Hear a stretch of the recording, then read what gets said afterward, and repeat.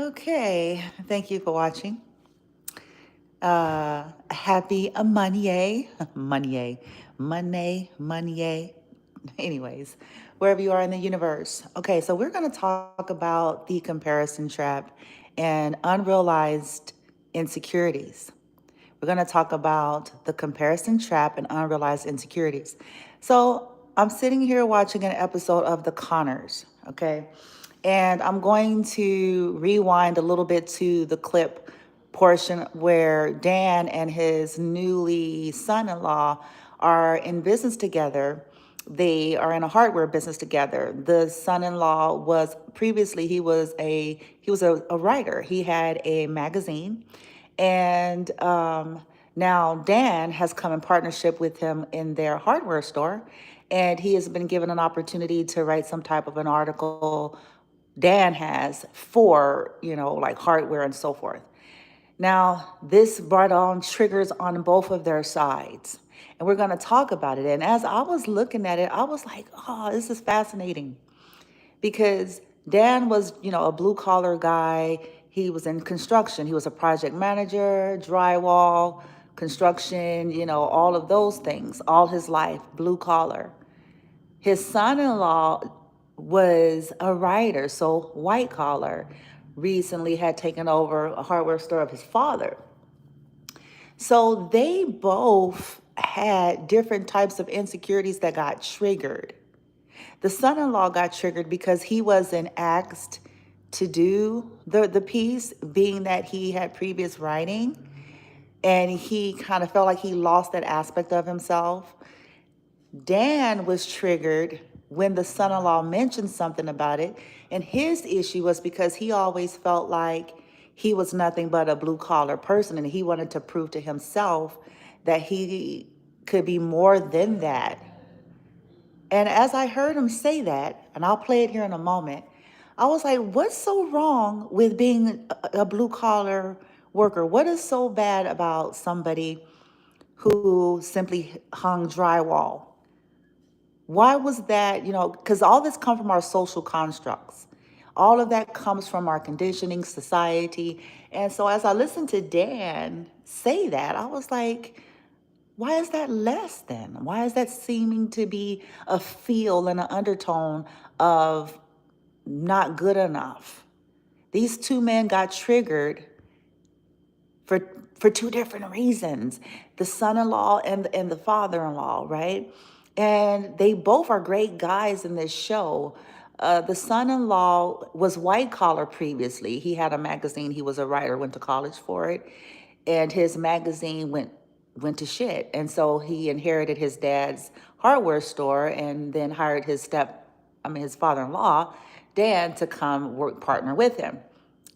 When it was time to write a piece about that hardware store, they both got triggered in different reasons, and they fought. They actually fought, and because the son-in-law felt like if anybody, he was trying to help Dan write the piece because he's like, well, I'm the one that was a professional writer. He went to college for it, and he had a magazine. Dan wrote a piece that the article, they liked it. And he was like, well, I did great. And I they liked it. And, what's the big deal? And what you feel like I'm not good enough. So like they really fought. They fought behind this. But when they came to themselves, what I like about the show in this clip, I know it may not be real. Because I'm like, if that was niggas, bitch, this shit would, Let me stop acting up, because they're Caucasian, Anglo, whatever you want to call it. But because I was like, yeah, I was like, yeah, but they're about like this was niggas, nigga, ah. Anywho, so I want you all to hear it. I'm gonna play just a piece of the clip, and after coming to, they're just being now vulnerable with each other, admitting something. Now, the son-in-law initiated apology because his wife, which is the daughter of his father-in-law, was like, she helped him come to realize what he was so freaking triggered about, because he felt like he walked away from his calling just to survive and pay bills and stuff. And it reminded him of that.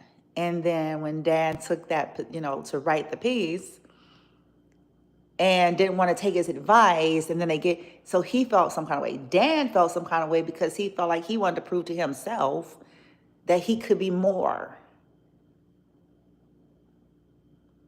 But don't you wonder, why is that there?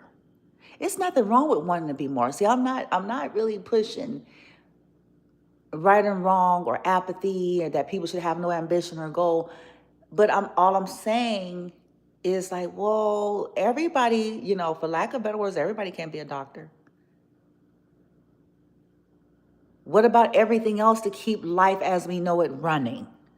Do you understand? To keep in this realm and plane of existence, I'll put it this way, to keep life as we know it operating. Everybody can't be on side, you know what I'm saying? And so it should be equally looked at as honorable, especially if it's decent, honorable, legit. Because, Dan was known to be the best carpenter in his town before he retired. So, shit, shoot, that shit, he built his daughter's house. He built it. She had found the land and the property. They tore it down, and him and his crew was the ones that, physically, he hung the drywalls to the, whatever the shit called, bitch. You know what I'm saying? The shingles and the sheet shit, and, the design, the layout. He's able to look at all of that. That's not nothing. Cause what are the prissy motherfuckers gonna sit in? Like, there's a place for everybody, and it's equally valuable. And it kind of just really got me to think when I saw this right here. I was just like, okay, let me play it real quick. Let me see if it'll let me. I just want to share a piece because I know YouTube has hold on. Okay, boom. Gotta get past that because that's Jackie and. Hold on one second. I'm gonna let y'all just hear it because I think it's gonna jump right into it here in a second.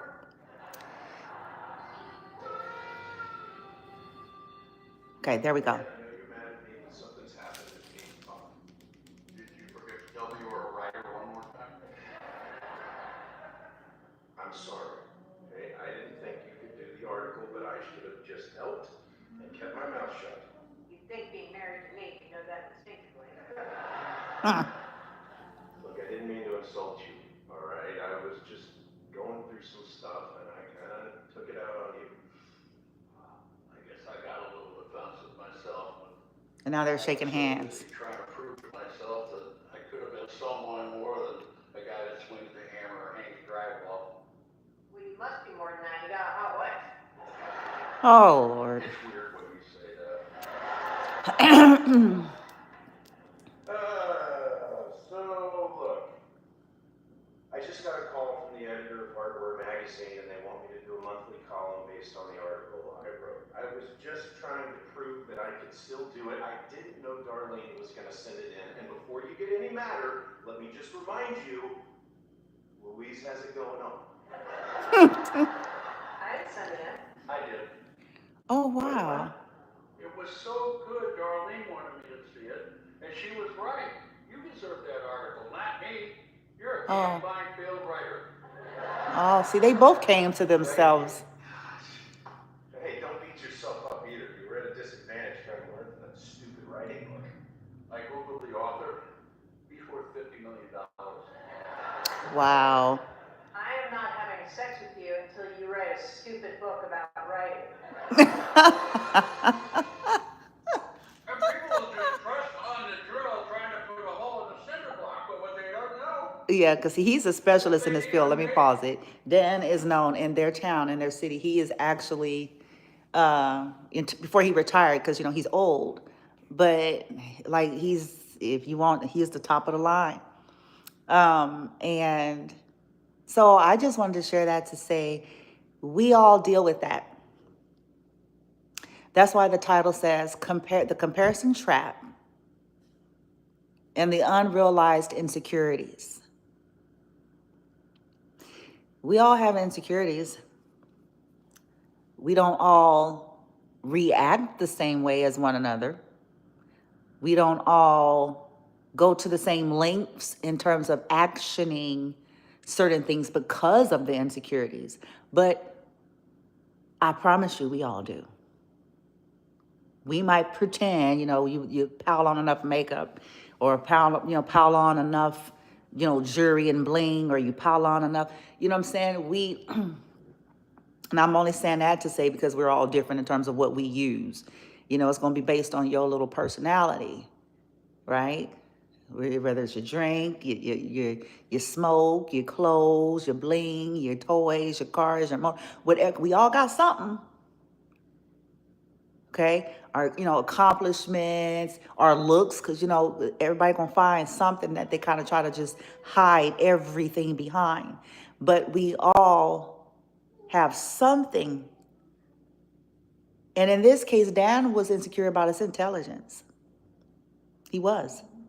You heard correctly, his intelligence. He was not insecure about because he was a damn good carpenter. The top of the line. Hard to find anybody that's better than him in their town. But that's not the issue. He knows he's a damn good carpenter. He was insecure about what could he have been to him. See, this was his unrealized because he's been too busy surviving. Too busy, paying bills, being married, taking care of kids. He's been overconsumed by just life to ever really self-reflect, to know that inside there was portions of him that wondered if he could have been something any different, if he could have explored something other than the blue collar field, or was he just some dumb carpenter, in his own words. And why did it have to be dumb? And that kind of hurt my little heart. Just looking at it, thinking about the world and how many people that I know feel that way. And it's like, well, why does that have to be? Why? A dumb carpenter. All of the ritzy motherfuckers, if it wasn't for the dumb carpenters, would be sitting their happy ass on a dark shit with their soft selves. I'm being silly and funny because it's like they're not better. This whole comparison thing, with this whole elitism, this whole, I'm better than you, or you think people are better than you based on these constructs. There's a place and equal value and importance. If there were not garbage men, we would be sitting on a hot heap of pile of shit. We would not be having the comforts of sanitation. If it were not for people that was willing to be in the Department of Sanitation and Waste Management arena.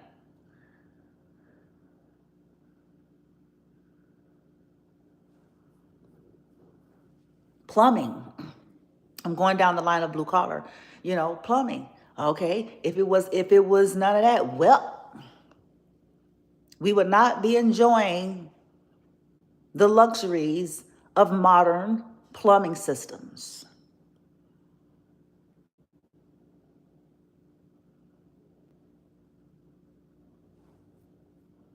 Landscapers. Well, we would look a hot mess. Everything would be full of pests and overgrown, all kinds of shit. Just a hot mess.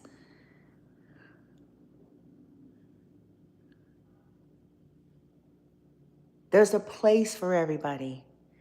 The movies, TV, these restaurants. I mean, I'm trying to think of everything, that all of these are functions. All of these are admirable honorable if people are in them honorably, of course, because you always got some shyster, you always got some raggedy somebody, you know what I'm saying, in every arena. But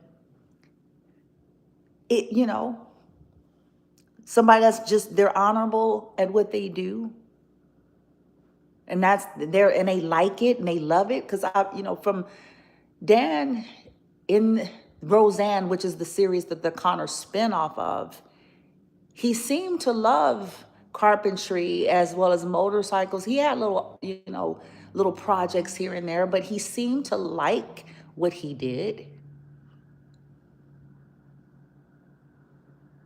And if he did, then why is it wrong? Why is it looked at, oh, you're not as good as some fancy schmancy, highfalutin writer? And the writer shouldn't feel bad either. The writer shouldn't feel like they shouldn't feel better than, but they shouldn't feel less than. You see what I'm saying? They shouldn't feel like they have to maybe not be excited about what they are because of people who are not that, who may be feeling, see what I'm saying? There needs to be some balance where they feel equally free, because they're just as valuable too. Because if it weren't for the writers, we wouldn't have screenplay. We wouldn't have all of these movies that we just, spending hundreds and thousands and stuff for. We wouldn't have all these things we're seeing in books and blogs and all these things that captivate us with the written word. If it weren't for writers, life will be very, very boring.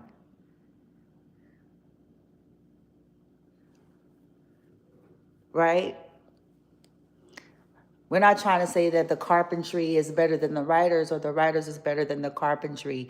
We're simply saying that they all have an important and valuable place and role in society.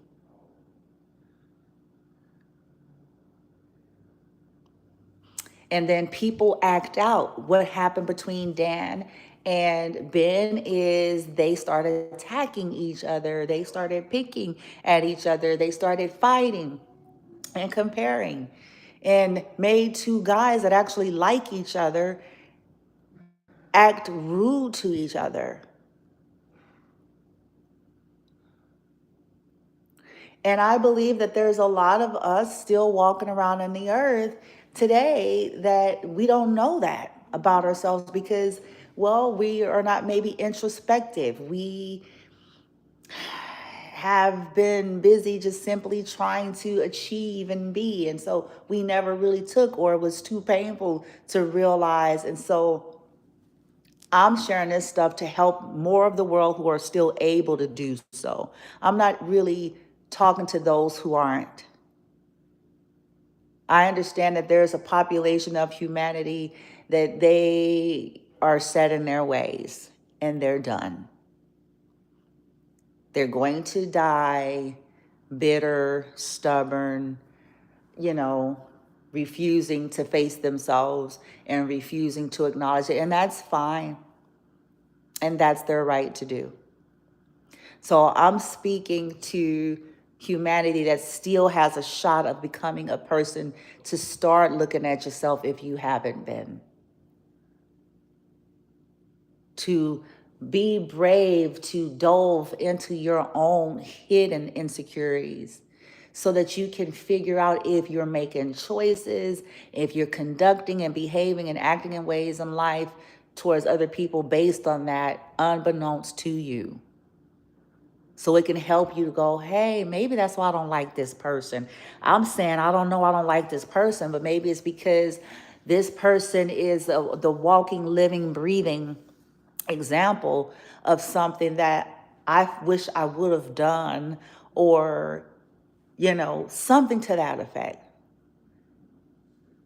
And because I couldn't and I didn't, and they are, and that maybe that's why I'm nitpicking them. Maybe that's why I don't like them. Maybe that's what the real truth is. Me telling myself I just don't like them. Maybe as I become introspective and get honest with myself in quiet solitude, and I see those things, maybe that'll help me to realize, oh, it's deeper than that. You don't like this person because they're a manifestation of something that you never did, that you wanted to do. They are courageous in ways you never felt that you could do, and you opted into the easier path, and you feel like you're at the end of your life. And they are a living, breathing, moving example of courage. So now you want to attack them.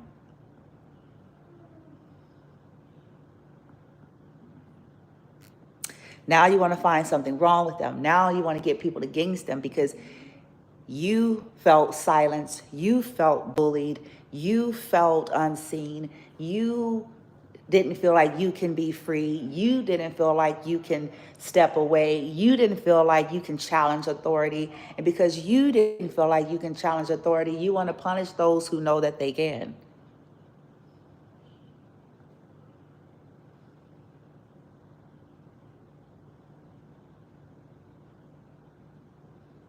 And you know why that's a beautiful thing? You know why that's a good thing? It's not about beating yourself up, humans, if that's where you get. You know why that's a good thing? You know how liberating and freeing it's going to feel for you? We're not talking about other people. How liberating and freeing it's going to feel for you. Because now you're going to be in this aha awareness moment of understanding of yourself. And with this aha moment and understanding and awareness of yourself, even though it may make you feel uncomfortable initially, and you may feel maybe a little bit saddened and embarrassed about it, but it also helps you to then know that you have choice to heal and evolve past that, and you can become a different version, and you will start looking at people from those set of eyes now. You're not going to have that same critical judgment eye the way you did, because now you're realizing where all of that criticism and judgment is actually stemming from. You're no longer going to be hiding it behind your religious beliefs. You're no longer going to be hiding it behind your spiritual beliefs. You're no longer going to be hiding it behind your age and title and position of power.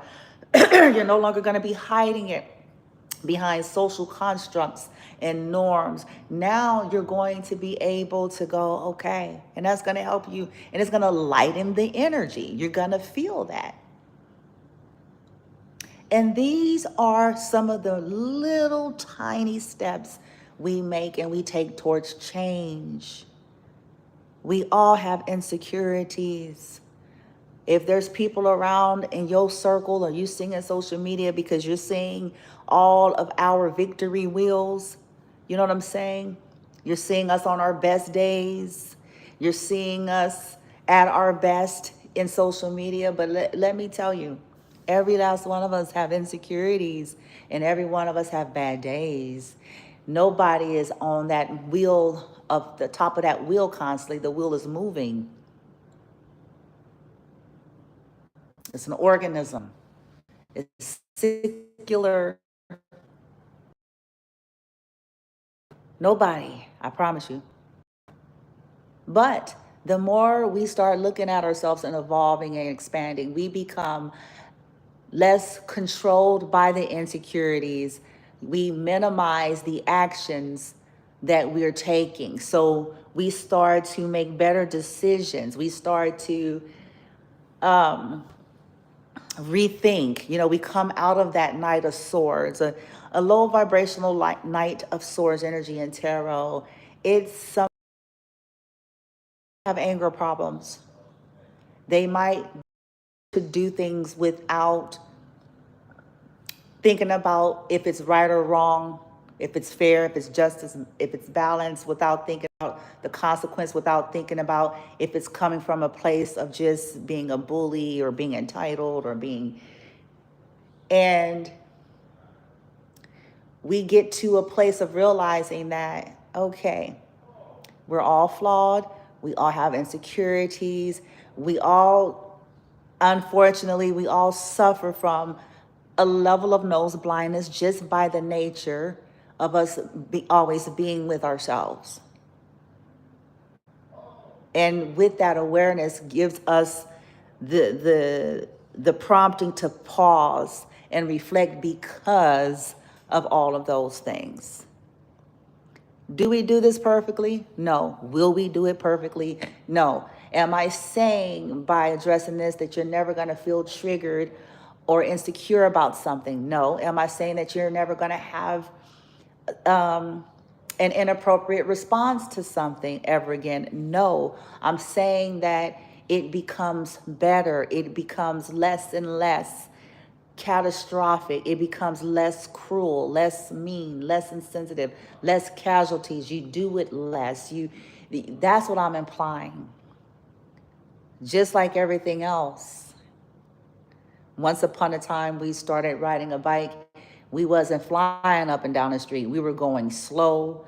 Our hands was gripped on the fucking, the handlebars, bitch. You know what I'm saying? We was snail paced because we had not mastered it. Even when we knew how to ride it and we got off of the training wheels, we still hadn't mastered it yet.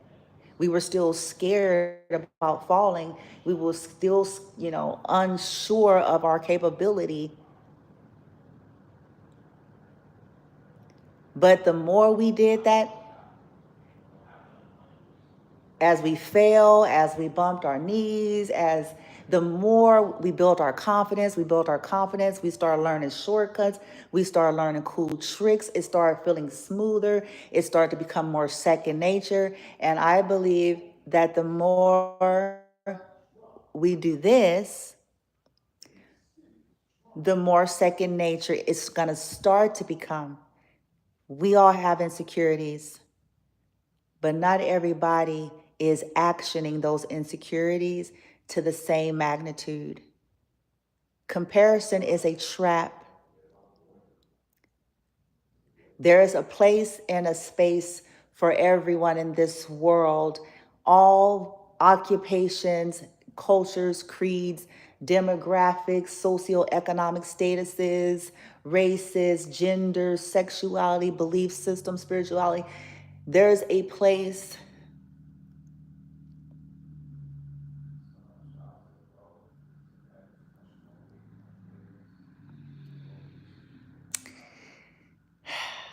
and it's time for us to all accept that we are a fucking ray of fucking sunshine. I'm a fucking ray of sunshine. My son is a fucking ray of sunshine. And people being a fucking ray of sunshine should not be something that they are punished and suffer for by people who are in comparison traps and are insecure.